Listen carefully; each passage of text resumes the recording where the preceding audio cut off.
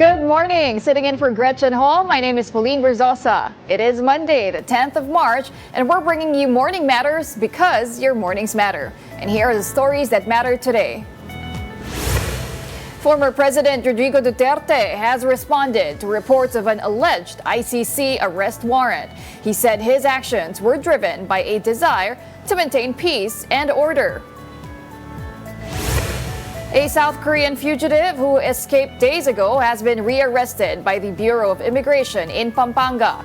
BI Commissioner Joel Viado has taken swift action, calling for the dismissal of involved personnel. Pope Francis is in his fourth week in hospital fighting double pneumonia. But the Vatican says the pontiff is showing a good response to his treatment and his overall condition is gradually improving. And in the UAAP, the NU Lady Bulldogs kept their record immaculate, defeating the UP Lady Maroons in straight sets. Welcome to our program, Morning Matters, where we talk about the issues you need to know for the rest of your day. Now, first on the agenda, Pope Francis, who has been hospitalized at Rome's Gemelli Hospital since February 14, is responding well to treatment for double pneumonia, according to the Vatican. And now let's get more details on that from Morning Matters host Gretchen Ho, who now joins us live from Rome still. Hi, Gretchen. What can you tell us? Good morning, Pauline. Coming to you live from Rome, and we have good news to start your week off with. As the Pope enters his fourth week in the hospital, he has registered a slight gradual improvement. He remains to be stable over the weekend, and this time he is now able to add solid food to his diet. Those are new developments, Pauline. We haven't seen that in the past weeks. What we've seen, though, in the past Sunday is that he was able to receive the Secretary of State, Cardinal Pietro Parolin, and give an Angelus address to the Catholic faithful, thanking his doctors. He did that again on Sunday, and these are developments that we are seeing and improvements in the Pope's health.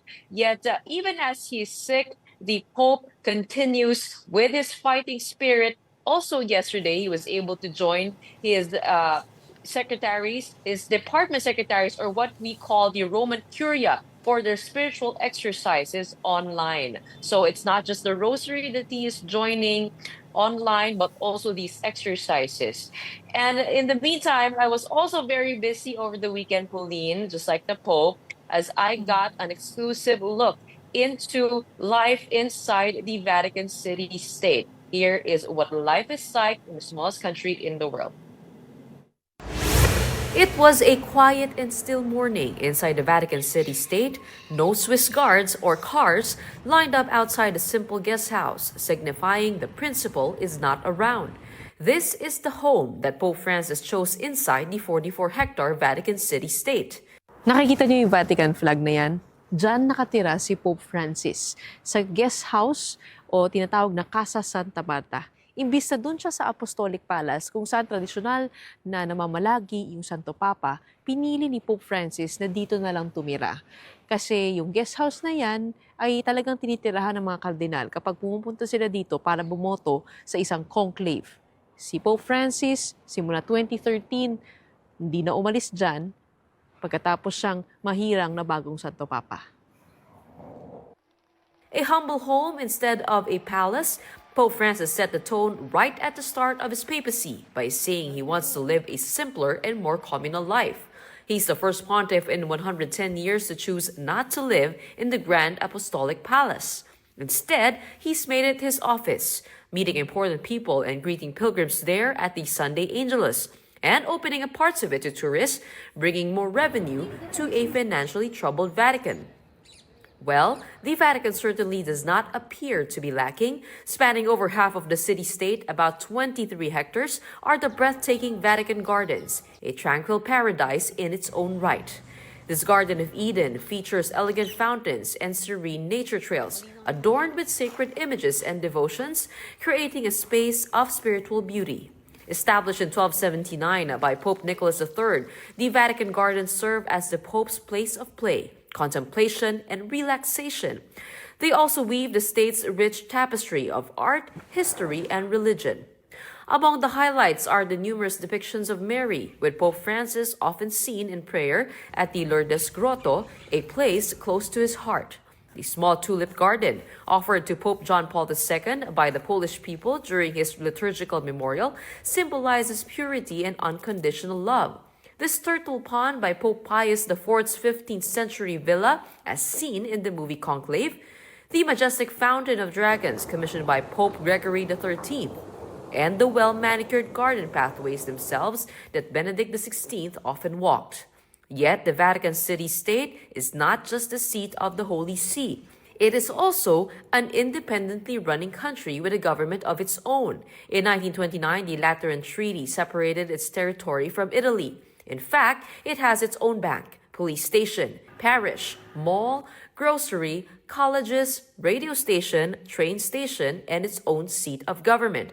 It mints its own euros and issues its own passports and license plates. It even has a gas station inside, loading tax-free fuel for Vatican employees. Dito sa helipad na ito nakita si Pope Benedict XVI sa kanyang mga huling sandali bilang isang active na Santo Papa. Mula sa helipad na ito, siya ay lumipad patungo sa Castel Gandolfo kung saan niya sinimulan ang kanyang retirement. And just like any household that must have its source of income, tourist revenues from St. Peter's Basilica, the Vatican Museum, the Sistine Chapel, the Apostolic Palace, and the summer home at Castel Gandolfo play a crucial role in supporting the church's activities.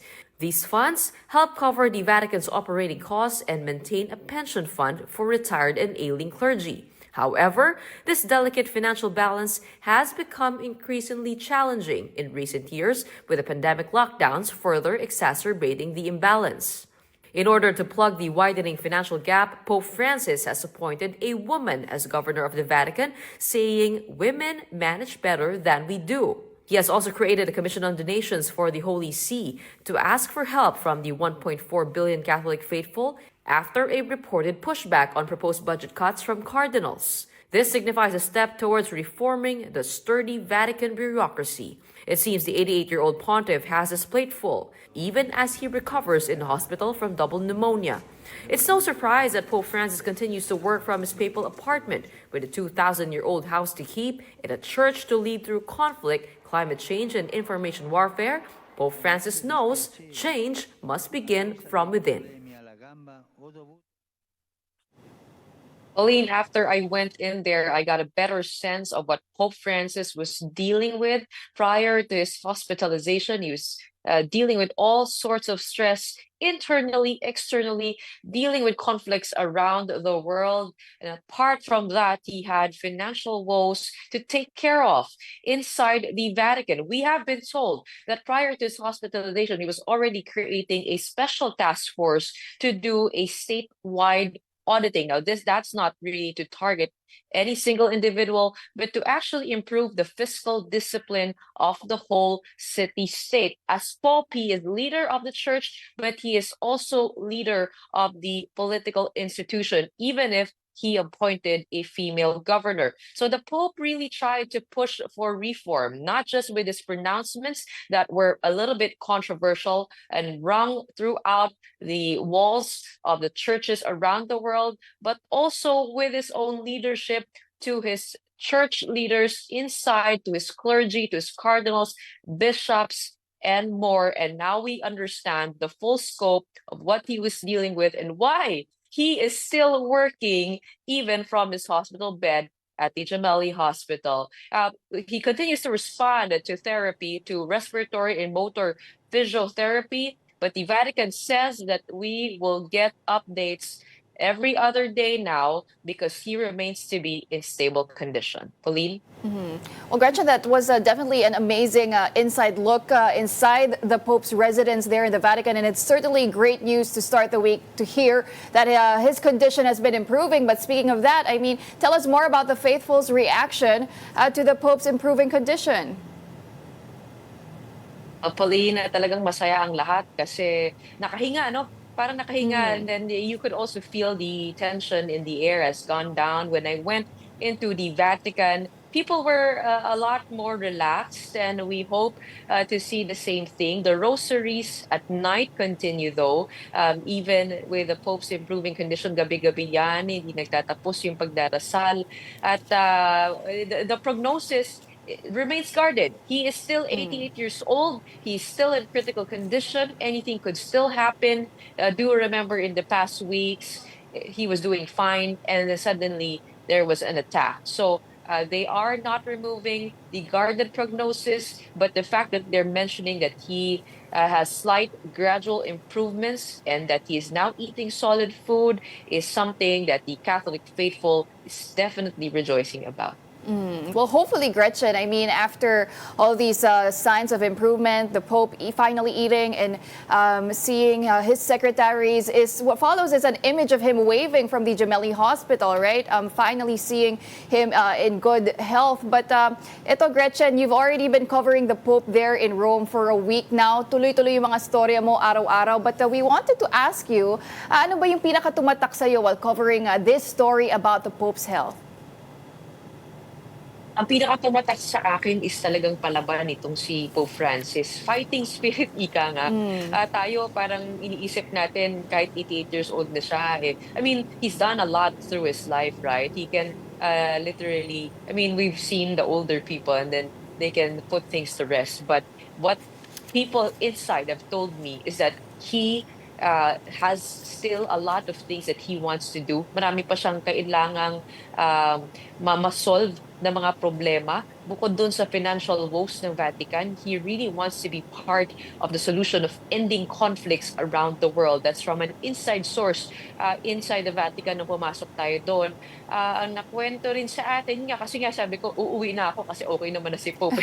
Pero sabi sa akin, teka, sigurado ka ba? Kumbaga parang, he was also putting me on guard when it comes to that, na parang huwag kayong mag-relax, no? Kailangan tingin niyo muna, no? Make sure that, he's doing fine because people are still on alert. We also tried to ask for interviews with some people inside, but they don't want to talk because of the sensitivity of the situation. I mean, it's here in Rome or in the Vatican. It is bad taste to be able to talk about anything. Kaya parang pag kunwari yung mga celebrations sa inaharap, parang ayaw pa pag-usapan, yung mga gagawin sa inaharap, ayaw pang itakel, ayaw din magpa-interview because ayaw nila ma-offend si Pope. I mean, para kang may lolo na may sakit, tapos everything is on hold. Ganon yung pakiramdam dito, ano? So, everybody's trying to be careful, but there's also a lot of fake news going out on social media about the next pope, about this cardinal being a strong candidate, this and that, this and that. Ang daming fake news. None of them have been confirmed here. All we know is that there are problems inside, and we have heard it from several people already. But Pope Francis is a fighter. You can see it in the spurts in his medical bulletins na hindi siya nagiging okay, tapos bigla lumalaban nagiging okay, tapos bigla nagkakaroon naman ng problema, tapos bigla magiging okay na naman. So that's him actually fighting through his sickness. He wants to be alive, he wants to remain alive, and he wants to do more than being alive. He actually still wants to lead the church, and that is a good sign. Well, it's that fighting spirit that is inspiring a lot of people. But Gretchen, thank you very much for giving us some good news to start the week. That was Morning Matters host Gretchen Ho reporting live from Rome in Italy. Now, in other news, former President Rodrigo Duterte has addressed reports of an alleged International Criminal Court, or ICC, arrest warrant against him. During his speech in Wan Chai, Hong Kong, Duterte insisted his actions were aimed at ensuring peace and order. He maintained that whatever wrongdoings he may have committed were for the welfare of the Filipino people. The ICC is investigating the former president of the Philippines for alleged crimes against humanity linked to the war on drugs. Ang balita ko, may warrant daw ako. Yung sa ICC or something. Matagal na akong hinahabol ng mga Bakit ko ginawa yan? Para sa inyo at ang inyong mga anak sa ating bayan. Okay lang, tatanggapin ko yan. Wala tayong magawa hulihin tayo kung ikulong tayo. Meantime, Malacanang said it is prepared if the ICC issues an arrest warrant against Duterte. Press Secretary J. Ruiz said that the government would provide assistance if requested by Interpol. And now for the weather, parts of the country are expected to experience rains today, according to Pagasa. The shear line is likely to bring rains to the Cordillera Administrative Region, mainland Cagayan, Isabela, Nueva Vizcaya, Quirino, Aurora, Quezon, Camarines Norte, Camarines Sur, Catanduanes, Albay, and the Ilocos region. Pagasa also noted that the northeast monsoon is currently affecting Batanes and the Babuyan Islands.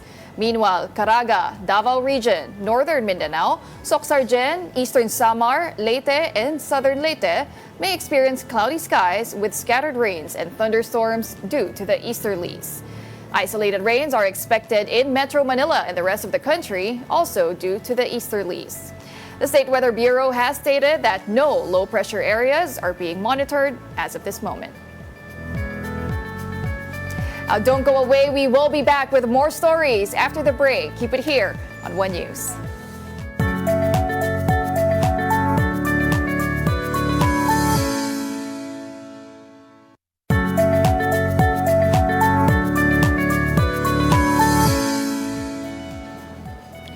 Welcome back. You're still watching Morning Matters here on One News. The Bureau of Immigration rearrested South Korean fugitive Na Ik-hyun in Angeles City, Pampanga, days after his escape. In a press briefing, BI Commissioner Joel Viado presented Na with a South Korean accomplice who allegedly aided his escape. Viado said the agency is now prioritizing his deportation. Na, arrested back in May 2023, remained in the country due to an estafa case. He escaped on March 4 after a court hearing, initially reported to have slipped away through a restroom. However, CCTV footage showed him walking unrestrained with his escorts, boarding a BI van, and later arriving at a bar in Quezon City. Another clip showed him crossing a street before entering a white van. Viado has already ordered the immediate dismissal of BI personnel suspected of involvement in his escape. Meron po mga alien na ang choice nila is they would much rather stay in the Philippines than be deported. Ang direktiba po, yan ho mapadismiss agad para ho magkaroon ng desisyon agad. Meantime, President Bongbong Marcos has directed local government units to intensify their efforts against malnutrition and stunting. Mobile journalist Julie Baiza has this report. President Bongbong Marcos admitted that the country still faces significant problems when it comes to malnutrition. During the 2024 National Nutrition Awarding Ceremony last Friday, PBBM emphasized the impact of malnutrition on the cognitive development of children. He cited that many children are left behind when it comes to education. That study found most students are already 2 to 3 years behind curriculum expectations by the time they reach grade 3. And therefore, it's very, very clear it's never too early because the effects the effects of malnutrition, stunting, that start at a very young age. And after a certain age, maybe around 8 years old, they are very difficult to reverse, if actually possible. This is also the reason why the Department of Health and the Department of Social Welfare and Development have changed their strategy. Both agencies' focus now is on the prevention phase or avoiding malnutrition and stunting in children. The President also outlined the programs related to this. He explained that it will start with ensuring adequate nutrition during the first 1,000 days from pregnancy up to feeding programs. Meron tayong bagong sistema ngayon. Pagka yung binibigyan natin na kasama sa feeding program, meron silang booklet. At sa parang sinasabi, sa bawat linggo, ito yung dapat na makuha kayong carbohydrates, pero dapat meron din kayong gulay na ganito, dapat meron din kayo. So pag inubos mo na yung isa, kailangan yun na lang yung natitirang kukunin nyo. That way, we somehow balance. PBBM also made sure that the national government will not be the only one involved in the initiatives against malnutrition. I have directed the DILG to ensure that healthcare and nutrition are included as a priority indicator in our seal of good local governance. Healthcare in terms of nutrition, healthcare in terms of vaccination, in terms of access to health services. The chief executive further stressed the importance of remembering the lessons left by the pandemic and encouraged local governments to strengthen their healthcare systems. Mobile journalist Julie Baiza, We're One News. Now, in other news, Philippine Coast Guard vessel BRP Cabra successfully shadowed a China Coast Guard ship near Zambales. Despite rough seas with waves up to 5 meters, the BRP Cabra maintained its position to prevent the Chinese ship from approaching the Philippine coastline. PCG Chief Admiral Ronnie Hill Gavan stressed their mission is to prevent China from normalizing its unlawful presence in the country's exclusive economic zone, or EEZ. China refuses to recognize a 2016 arbitral ruling, rejecting its claims, leading to continued confrontations in the West Philippine Sea. Now, shifting gears to sports, defending champion National University remains undefeated in the UAAP Season 87 Women's Volleyball Tournament. The Lady Bulldogs swept the University of the Philippines to secure its 5th straight win at the Mall of Asia Arena on Sunday. Final score here, 25-13, 25-23, and 25-22. Bella Belen led the NU Lady Bulldogs with 17 points, while Eliza Solomon and Vange Alinsug added 16 and 11 points, respectively. Also extending its winning streak is the University of Santo Tomas. The UST Tigresses dominated the Ateneo Lady Eagles 25-20, 25-23, and 25-21. Angge Poyos led the Tigresses with 19 points, while Regina Jurado and Pia Abu contributed 14 and 13 markers, respectively. Don't go away. We still have more stories coming up after this break. Keep it here on One News.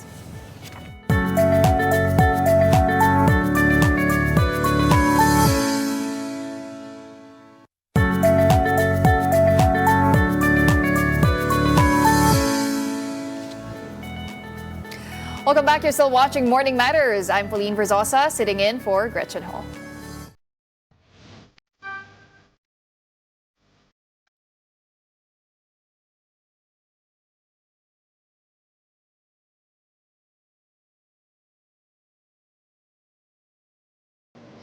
Today's top story is about the alleged ICC warrant for former President Rodrigo Duterte.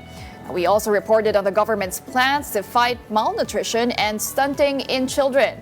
And to discuss that, along with other pressing matters and, of course, politics, we have Mamamayang Liberal Party List third nominee and Liberal Party Executive Vice President Erin Tanada. Good morning, sir, and welcome to Morning Matters. Good morning, Pauline, and thank you for having me. Thank you for joining us also this Monday morning to start your week. But before we get into the campaign of ML Party List, all other topics, can we get your reaction, sir, to this news that broke out that there is allegedly arrest warrant looming for the former president of the Philippines, Rodrigo Duterte? Well, if there is one, then we would welcome such issuance of an arrest warrant so that justice can be given to those who were victimized by the war on drugs. Well, I mean, sir, you are a human rights lawyer. Yes. How big of a win is this for the victims and families of the war on drugs? Well, it's a step forward. It's not the ultimate goal. The ultimate goal is to hold President Rodrigo Duterte accountable, giving his day in court, and try to explain to the ICC that what he did was right. But you don't do peace and order and start killing people just because of that mission that he had. Murder is a crime. And any number of murders pursuant to that goal would really get you into the eyes of the ICC. Well, you have people saying, Kong, no, that this has long been brewing already. I mean, the investigation started a few years back already, and people have been saying it's long overdue. Itong arrest warrant. Do you agree with that? Well, I think they're just doing their homework. Okay. They're trying to get as much testimony possible, because you don't just issue a warrant of arrest and then later on your case will just unravel in front of you. So I think they've done their homework, and they're in the last phases of that before they issue that warrant of arrest. Now, whether that will happen in the next few days is the question that everyone wants to find out. Were you able to speak with any of the victims? Some of In your them, and especially with the group of Father Flavi. Yeah. And they are of course waiting that they be given justice, because their loved ones were not necessarily given their day in court. If they are indeed involved in drugs, it's not for the police officers or for the president to condemn them and call for the murder of these people. It is the courts themselves to determine whether there is enough basis for such allegation that they are involved in drugs. So this is one of the reasons why the families of the victims are going out and hoping that they are proven correct, that this was not the proper process to be followed. And the lack of due process, Yes. right, is really the point here. But Kong, I mean, you are running with former Senator Laila de Lima. And as we all know, the former senator also had her share of mishaps with the former president. I mean, she was sent to jail for drug charges, but was eventually cleared. Yes. What was the reaction of have you gotten to speak with the former Well, senator? I haven't spoken to former Senator Laila. She's right now in Pangasinan. But I believe that she welcomes this, because she was a victim also of human rights violations. Although she was given her day in court and eventually cleared, but we feel that her rights were abused by the president, because to start with, there was really no case in the beginning, and that the witnesses that were paraded against her were criminals. So why give credence to the testimony of criminals over that of the reputation of Sen. Laila? Okay, but Congressman, I mean, the question here also is, does the ICC still have jurisdiction over the Philippines? Because we withdrew back in 2019. Yes. But they are saying they are investigating the time period that we were still a Yes. member. Help us understand, Kong. I mean, is that a valid ground to arrest someone? Yes, as our laws provide for, and also since we signed as a member of the ICC, as long as you were a member and all the crimes that are being investigated are crimes during the time you were a member of the ICC, then that's valid ground. We have our own law, 9851, if I'm not mistaken, that says that we have original jurisdiction of the case. But under Section 17, if there's another tribunal that has conducted already investigation, then the Philippine government can waive jurisdiction in favor of the tribunal. So if the current administration of President Marcos agrees to waive jurisdiction, then ICC can proceed. What do you think the administration should do? I'm not a mind reader. No, but you already have Malacanang saying, right? They are prepared for cooperate. any eventuality. They will cooperate. They will cooperate. So if a warrant of arrest is issued by Malacanang, then I think they will execute the warrant of arrest, and they will detain President Duterte.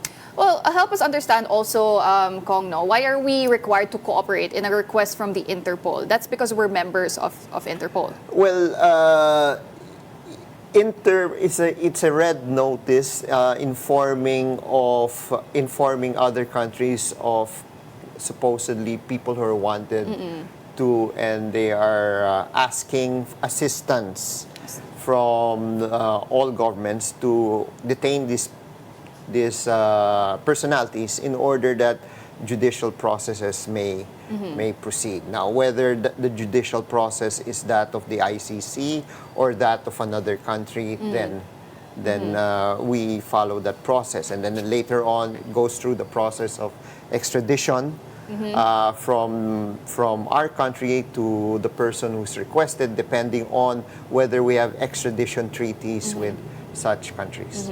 Okay, but the question here is that the former president is not in the Philippines. He's in Hong Kong for an event with OFWs. Yes.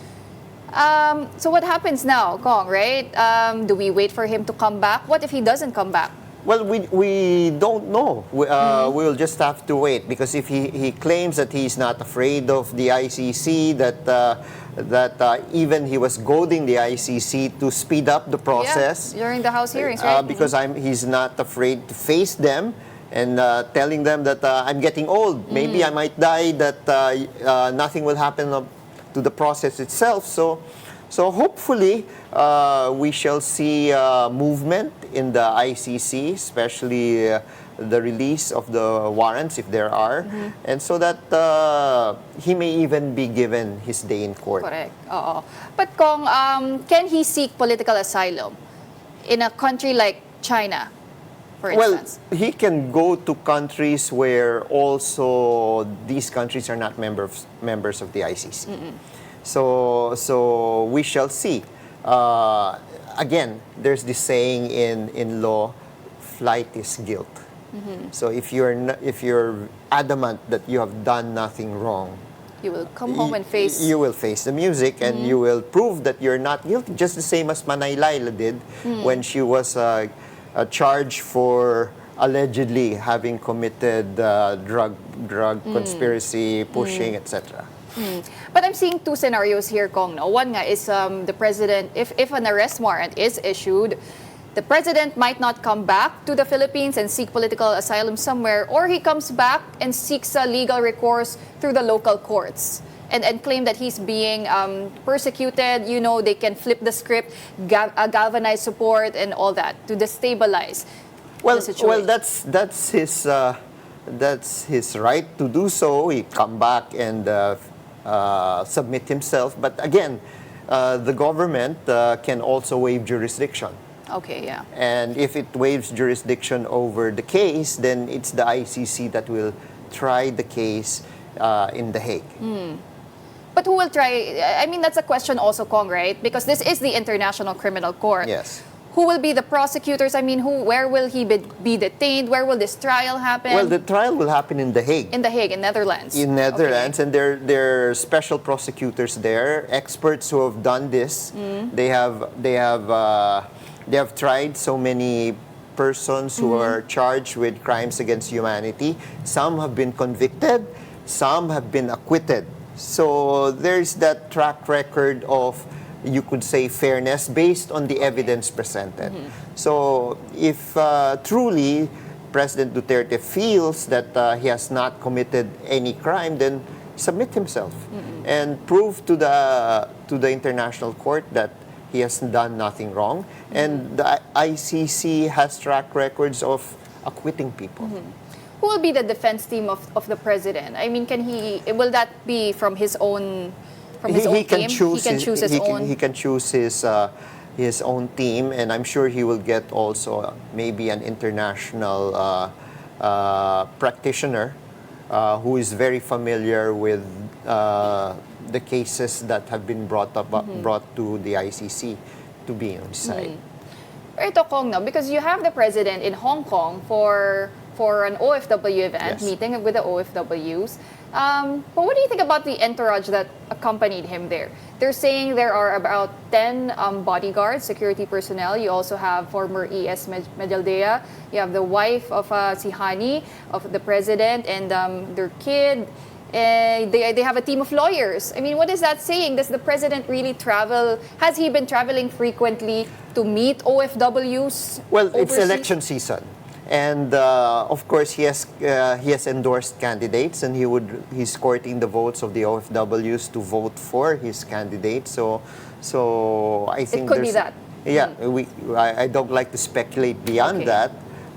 So we'll just have to wait if whether he will arrive back in the Philippines either today, tomorrow, or he will extend, quote unquote, his stay in Hong Kong. And that's something we really have to watch out for, right? But ito, Kong, you mentioned earlier, there have been people who have been acquitted by the ICC. Talk about if the president uses his argument that he was just ensuring peace and order in the country. That it was his way to maintain peace and order for the Filipino people. That's why. I don't think murder or committing murder in that number is a way to get him off the hook. I think there are enough testimony already that the ICC has gathered, especially from hitmen. No, remember this Came forward, yeah. This pattern is not only did not only happen during the time that he was president, but also during the time that he was mayor. So maybe the testimony of his hitmen would provide an insight on how this war on drugs was implemented. How significant is public support, public clamor in all this? Does the ICC listen to that? Are they influenced by that? They don't look at public clamor. They look at just the evidence. The evidence presented. They look at the crimes committed, and if there is enough evidence to convict a person. And public clamor will not really play a part. How about the international community assisting in issuing the arrest warrant? Well, again, the arrest warrant will be issued by the ICC. It's a matter of getting maybe other nations to implement the red notice. So that means that wherever Which country na member po ng Interpol and ICC can, or no, not just Interpol, ICC, member of an ICC. Member ICC, or those countries that are you would say, not necessarily members of the ICC, but receive the red notice, they have the discretion whether to implement the red notice or not. Will there be presumption as well, Kong, ng innocence? I mean, how... Of course. How heavy is the standard of conviction? Of course, in there's this there's a presumption of innocence. That's why President Duterte will be allowed to present evidence to prove that he is innocent for whatever crime that was forwarded by the ICC. So again, if he believes that he is really innocent, then he should be prepared and face whatever charges that the ICC may bring. And the burden of proof will be on the prosecutors? On the prosecutors. And the standard of conviction, Kong, is guilty beyond reasonable doubt in the ICC?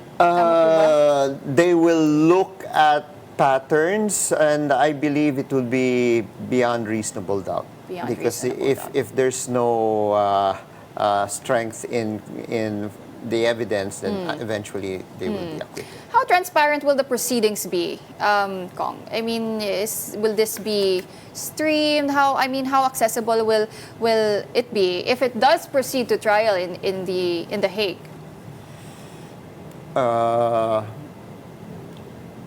Will it be streamed? Yes, I believe so. There are certain hearings that are streamed, especially in the Facebook page of the ICC. There are proceedings that will be streamed. Of course, I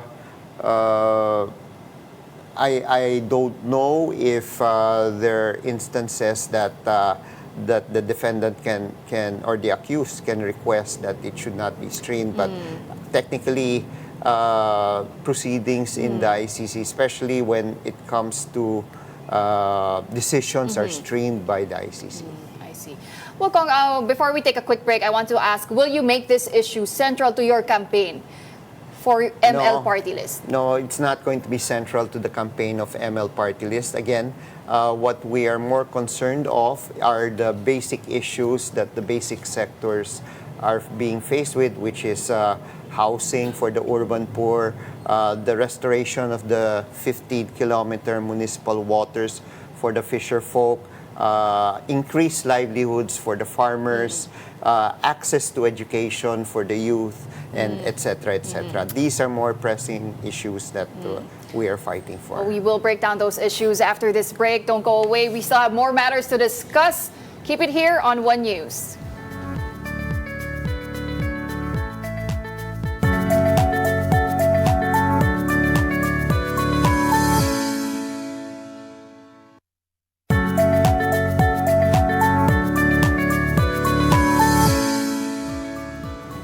Welcome back to Morning Matters here on One News. We are still joined by ML third nominee and Liberal Party Executive Vice President Erin Tanada. Okay, Kong, as promised, let's now talk about politics and the campaign so far of Mamamayang Liberal. How has it been, Congressman? Well, it's been grueling because we have to, it's like running for the Senate.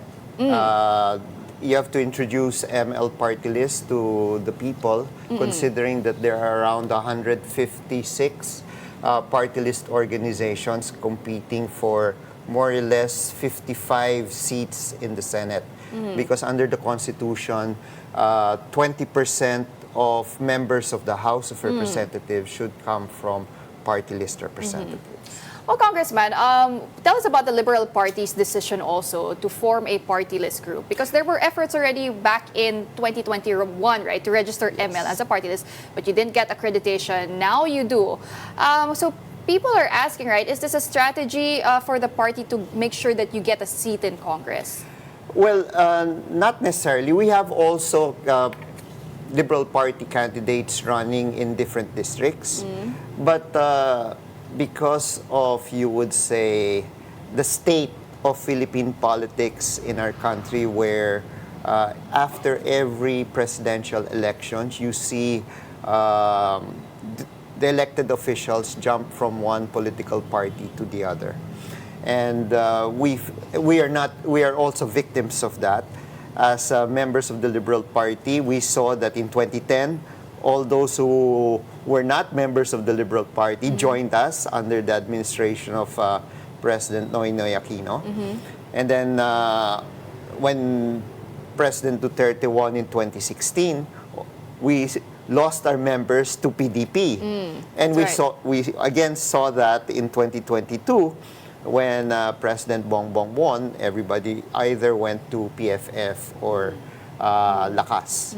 Now, we felt in order to stabilize the party, and not make the party only composed of elected officials, we decided in 2011, as early as 2011, to open the membership of the party to sectoral formations: workers, students, farmers, women, senior citizens, etc., IPs, LGBTQIA. And knowing for a fact that the essence of the party list system has been abused, because under the 1987 Constitution,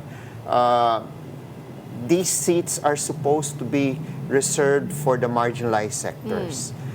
In the election in 1987, under the first election under the 1987 Constitution, President Cory Aquino and President Ramos were given the authority to appoint who would sit as marginalized sectors until the party list law was enacted.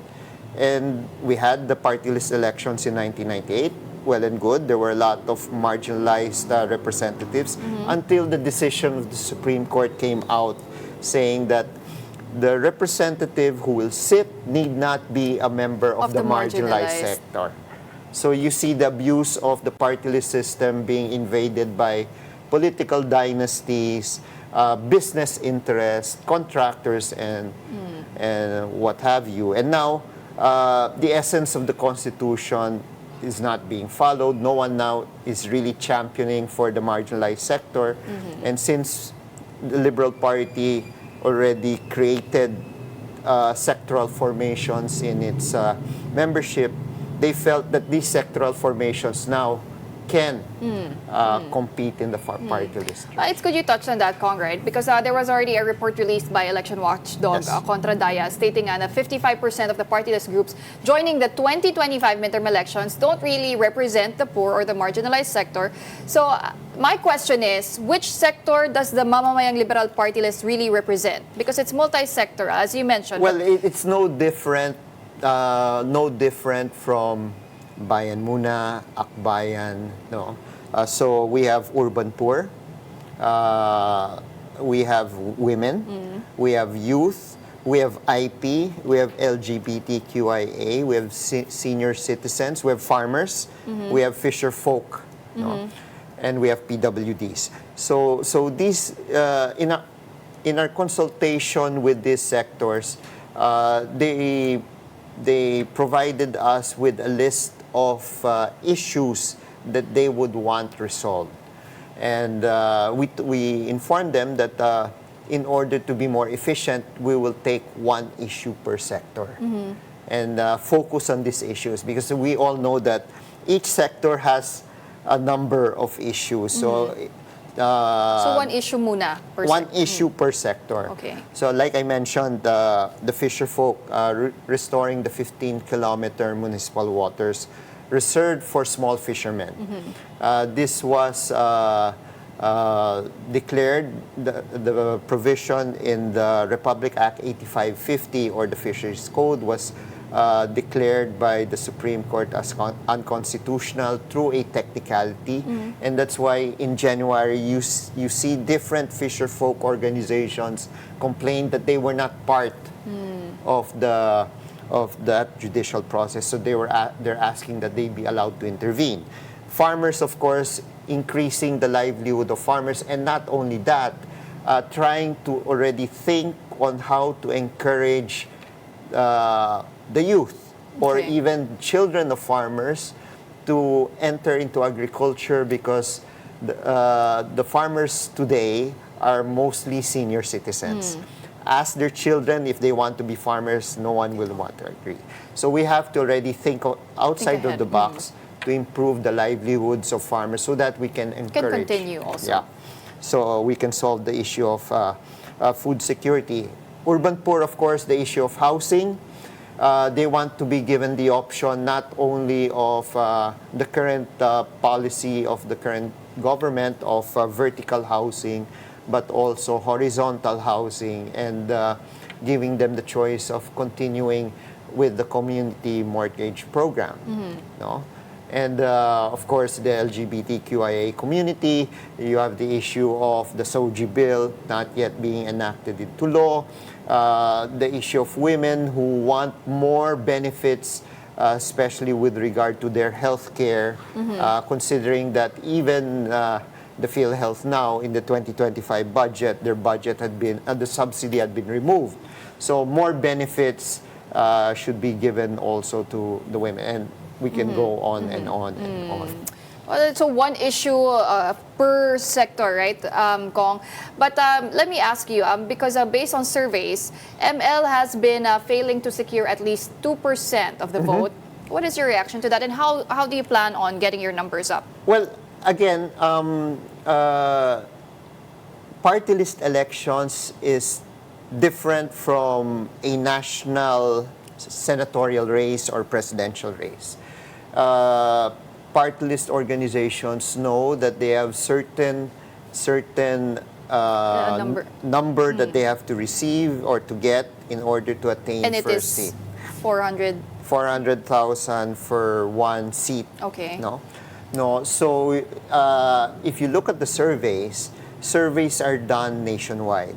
If it so happens that the targeted area where you are conducting where you're conducting your campaign and where you're going to get most of your votes from is not part of the survey, then of course you will won't not reflect, it won't reflect. So that's a bit what we see right now. The way we're doing it, we are targeting certain areas certain municipalities even in where we can get the votes Secure. that ML needs. And which areas are these, Kong, no? Ito po ba yung sinasabi nating may pink magic pa rin? Well, areas of course where VP Lenny was able to secure the highest number of votes. We're talking about Camsur, Kong, Camsur, Quezon, Albay, Iloilo, Negros. Yes. And of course, we are also conscious that there are also party lists coming from those provinces. So it's a matter of how do you strategize now in getting votes from those provinces, not necessarily competing and trying to win the province, because you will never do that. But you have now to identify how to maximize maybe your resources on certain municipalities and try to accumulate the number of votes you need. How confident are you, Congressman, that you will be securing those votes as well? I'm very confident that we will be able to secure with our lead nominee there, Manay Laila. ML will be able to get, at least we're assured of one seat. Now we're working on seat number 2 and seat number 3. And you are the third nominee of Yes. ML parties. Ito, matanong ko lang, Kong, kaya po ba ML? Kasi may recall na yung 2 letters na yun when it comes to Filipinos, di ba? It stands for a mobile game. Kaya, is that a play on it as well? No, not necessarily. Because when you look at the list, di ba po, pag boboto kayo, pipili kayo ng party list, sometimes if you don't really resonate with you don't know the advocacy, then you just choose something that yung may recall eh. Well, first of all, masyado mahaba yung mamamayang liberal. Yes. No?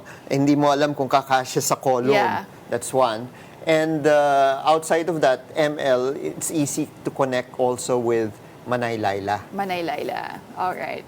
That's a good one, Kong. No? Okay, but before we let you go, Congressman Erin Tanada, why should voters choose Mamamayang Liberal Party list in the coming elections? At the end of the day, we have to again address the problems of our society, the poverty, the issues of the different sectors, and maybe this is the reason why that voters really don't choose their candidates correctly, because they don't see changes in government.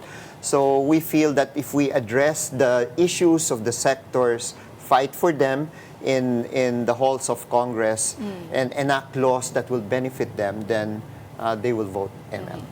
Well, thank you very much for joining us this morning and talking about so many things. That was ML, third nominee and Liberal Party Executive Vice President Erin Tanada. Thank you so much, sir. Thank you for having me. All right, and that's it for today's episode of Morning Matters. I'm Pauline Verzosa, sitting in for Gretchen Ho. We are One News, all sides, all the time. Have a great day.